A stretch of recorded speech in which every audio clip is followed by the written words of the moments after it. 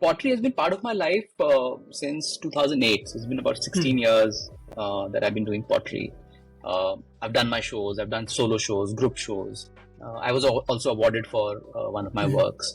So that's something that has stayed with me, and therefore I don't call it a hobby. It's something more than a hobby. But and in that pursuit, I wanted to set up a studio, and that's where this genesis of Earthen Souls happened. See, the idea of Earthen Souls is not just pottery, but it's more about slow living. Objects and people that allow you to sort of take pause in life and spend time with each other. That was the idea of setting up that studio where people could come together, work in pottery, but largely just spend time, just experience slow living for a while. And I think the interesting bit about pottery, and for that matter, anything that is art or anything that is handmade, is that it's not perfect. It's let me show you this. This is a mug that I made for my daughter. So you can see, it's handwritten her name, and then there's this bump here, right. And it'll never look perfect for you, right? Mm-hmm. And therefore it speaks to you at every time you engage with it. That's the purpose of art. It'll always speak to you and sort of help you discover something new with it all the time. And that's what slow living is, that you sort of slow down in life, look at things around you, and there is enough to discover. Otherwise, in our daily lives, we're stuck with work and things to do, and we're always thinking of day after tomorrow, and therefore we lose touch with what's happening around us, and especially things both living and non-living. And that was the idea of Earthen Souls, and within that, of course, pottery is something I continue to do. I shut down my studio, but I work with somebody else who has another studio where I go and work with.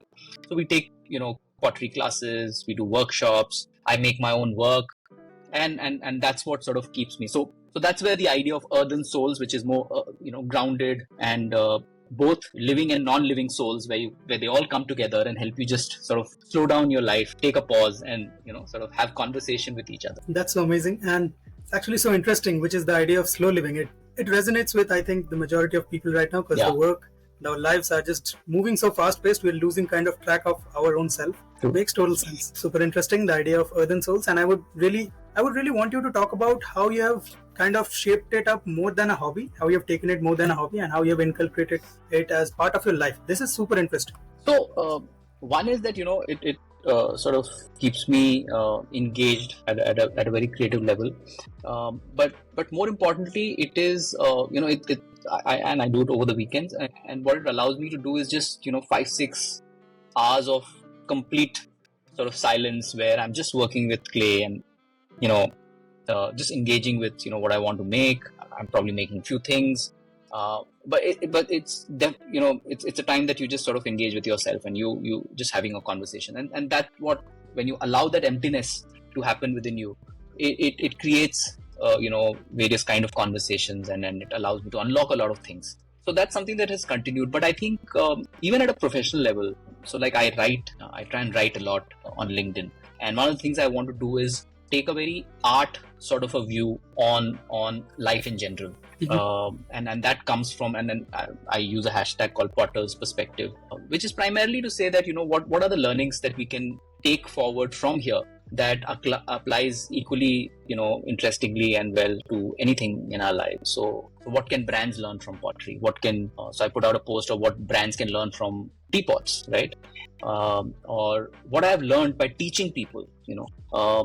Sometimes when you work with people at one level, I truly believe that making pots is not really a complicated thing to do. One can learn to make pots within few hours, but it's about the process and how different people engage with it. Some have a very cultural way of making pots, while others have a very functional way of making pots. So it's interesting to look at different people, how they some people actually come and draw on things, right? They make something and then they like to draw on it and they paint on it. So it's a very painter's take on pottery. So I like to observe a lot, and everything is like has some information or some learning for me, and through those observations, I think there are lots of things that I'm able to sort of take in and then use that across life in general. whether it is work, whether it is life in general, it works for me. So that's been the interesting part of pottery for me all this while. I agree. I believe bridging this gap between like the mundane work and the creative expression is something I believe everyone should strive for. Because at the end of the day, the thing that you earn money from, if it doesn't become mundane, it at least becomes routine, and that's how it is. Of course, it will be. And so maintaining a level of creative expression along with that is something I believe everyone should strive for. Would you agree? So in fact, my sense is that life should have both monotony as well as creativity. You Absolutely. have to embrace both. So for example, I can tell you in pottery, there are moments when, I don't think I'm creative all the time, right? It's a word that has been very badly used, right? There are enough number of times where I'm reproducing things. So for example, somebody's asked me to make, say, 20 mugs for them. So I'm making the same set of mugs and making 20 of them, sitting together, making the same handles and joining them together. So I'm trying to make them all look similar. Of course, because you're making by hand, it'll never look similar. But that is the mundane process. And to my mind, a lot of stuff when you do multiple times, that's when you find how to push boundaries and take it to the next level.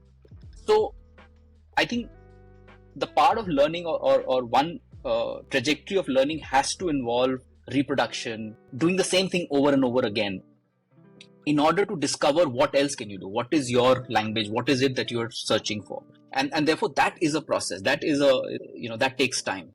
So no matter what you're doing, whether you are in your professional work or like I work with my daughter, helping her with mathematics, and there are times when I say just do the same thing, the same sum at least 5 times, so that you get the process. And once you get the process, you know where to sort of nudge and where to change, where to find your own balance and move ahead. So I think monotony, one needs to embrace monotony in order to be creative. I think both have to come together. And when that happens, I think you will always discover magic. And then that's the way I look at it, and that's the way I've progressed. Yeah. That's a beautiful line. Monotony has to be practiced for you to be creative. It makes sense. Exactly. It makes total sense. Exactly. The more you practice, the more you kind of know where are the boundaries, and then you can break them. Yeah.